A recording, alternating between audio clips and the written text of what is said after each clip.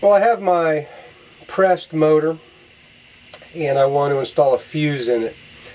These black powder motors burn with a relatively long thrust duration. This motor will have a second or slightly more than a second thrust duration. If I just put a little Visco in far enough, perhaps J-hooked Visco in far enough to light that fuel grain at the very bottom, the motor will start thrusting out the bottom as the flame initiates, the ignition initiates farther up inside the core, and there will be a relatively slow, sluggish takeoff of the rocket. It's possible the rocket would even come out of the launch tube and lean over and start flying horizontally or even downwards, but at least maybe on more of an angle, sluggishly as it clears the launch tube, and it wouldn't have a nice direct straight upward flight, might not attain enough height for a good heading display. So ideally with these black powder rocket motors, we ignite them up at the top of the core. The flame starts burning at the top of the core. The ignition gas, the thrust gases come out and down, and as they come out and down out the nozzle, they're also lighting the whole core instantaneously, and we get a much more rapid takeoff of the rocket. It'll fly straighter, higher, have a better display of the heading height of the heading. So I want to take some quick match. If I've got a real thin diameter core, like on a 3/8 inch motor, I'll take a couple strands of black match out of some of this quick match and wrap it with masking tape to create a little thin homemade piece of quick match to light the rocket motor with. Take a piece of quick match, bear a little bit of the black match up at the top end, crease the match so it will fit all the way up into the core of the motor. I like to use the quick match with actual black match in it. I do not use the quick match that has the silver gray perchlorate based match in it for fusing motors. When that stuff is confined, it'll blow up instead of burning, and I really don't want to blow up my motors. So I've installed that match all the way up into the core so that when that quick match burns, it sends the fire up through the match pipe and lights the core at the top. Now I'll put a nosing, 2 turns of 40-pound paper on that motor. That holds the fuse in place and provides a little bit of moisture and spark protection for the motor as it's being stored and transported.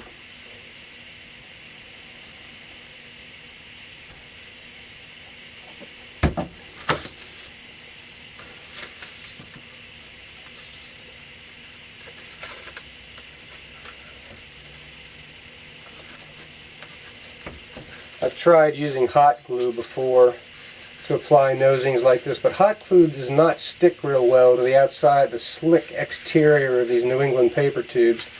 And after hot gluing a nosing on, the nosing can actually be pulled off the motor, whereas white glue really holds the nosing on there nicely.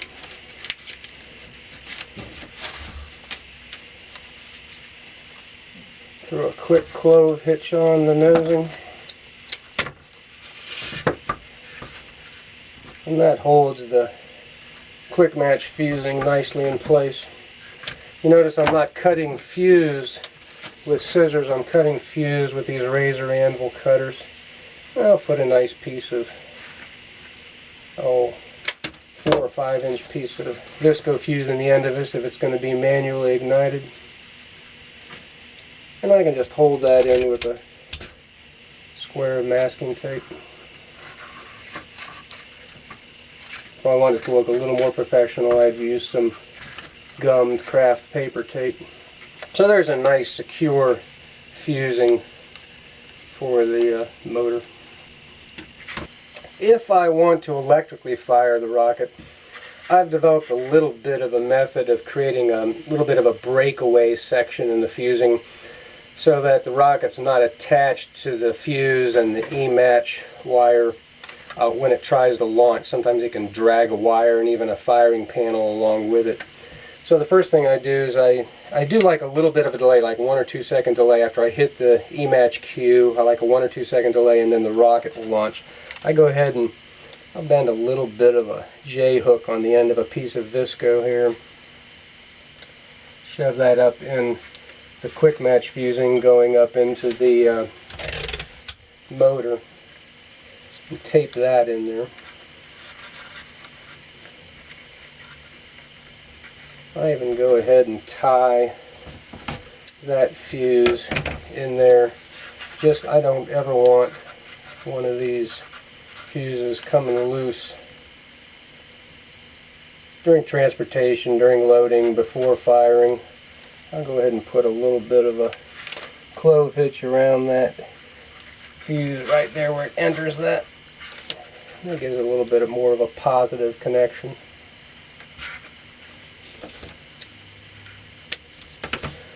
Then I'll take another piece of quick match, do the same thing to the other end of that visco fuse. You can imagine when this visco burns, it releases these two pieces of quick match from each other. It's a positive release. If I'm fusing a girondola, a rocket, a wheel, something that's going to burn and move, I like to ensure that the fuse will let go and allow the girondola, the wheel, the rocket to move and be detached from the fuse, the E-match fusing. So you can imagine the visco allows that detachment.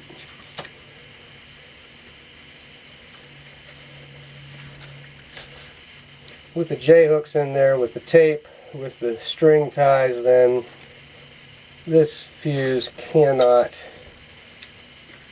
be pulled out from itself. Now I'll go ahead and put the E-match up into this end of the quick match. Bend it over. Put a couple wraps and a half hitch around it. And then just so it doesn't catch any fire and ignite prematurely, I'll just put a little tape around the exposed black match at that end. And so the E-match will light that piece of quick match. That piece of quick match will light the visco. That visco will burn and release, and that will light the fusing going up into the motor. One other thing I do is lots of times I'll have this motor rocket sitting in a rocket rack next to another rocket that's going to launch. And I've imagined the exhaust flame from the previous rocket hitting this fused area and possibly, just possibly igniting it and prematurely launching this rocket.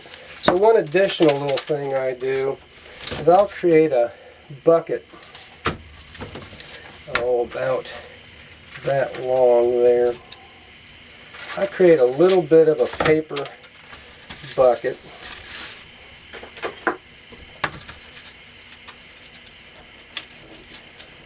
Just a little bit of a shroud to protect, shield that whole fusing area from gases. Might be a little bit of an overkill, but lots of times in fireworking, when we think about what could go wrong and then do something to head it off beforehand, keeps me from kicking my butt later and saying, why didn't I do something to prevent that? Because I sort of felt in my gut that was going to be a problem. So now I've got a paper bucket created here. I'll slide this up onto the E-match and up over everything if I can. I don't know if that's large enough to go around that or not. Maybe not. I may need to. I think what I'm going to do is detach this here, and I'll reinstall that E-match in a minute. I want to put this up over this, and just I want to let it slide up in there, and I'm going to tie it down here around the lower quick match so it can't move. But that bucket is not attached to the upper fusing. It will slide right out of that nosing on the motor. And so now that whole fused area is shielded from the flame of the previous rocket. I can imagine that's sitting now in the rocket rack. Any flame from the previous rocket being shielded by the nosing in this bucket, but once that visco burns out in there, that whole lower fusing will detach from there, and I'll reinstall the E-match down in this lower quick match now.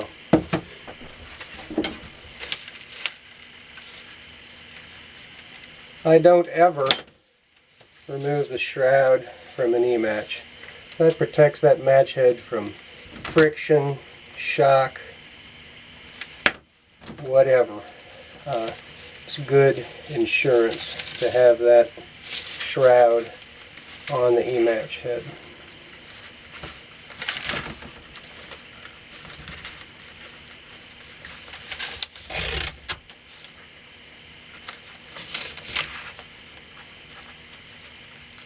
Now I really like that electric fusing for that motor. The E-match lights that quick match lights the visco up in there. The visco burns and releases, but lights the and then lights the quick match coming out of the nosing for the motor. But this whole thing detaches easily from the rocket as it launches. And just as a final check, like I said, imagining how this whole assembly works and what it's going to be exposed to out in the field, this bent up end of quick match that has the E-match inserted into it has exposed black match right underneath that masking tape there. And like I said, this whole area might be exposed to flaming gases from a previous rocket that's launched in a rocket rack. I'd like to further protect that area just a little bit. That's firmly connected, so I don't need any positive detachment in that area. So I've got a little aluminum foil duct tape, and I just add a little bit of aluminum foil protection to this area here for some peace of mind that there's no way this rocket can get prematurely ignited by the previous rocket. And I'm pretty confident that could survive the gases from a previous rocket launch 6 inches, 4 inches away, ignite the fuse, really ensure good ignition of the fuse, ensure good detachment when the rocket launches. That is ready to put a stick on, put a heading on, and load into a rocket rack and launch.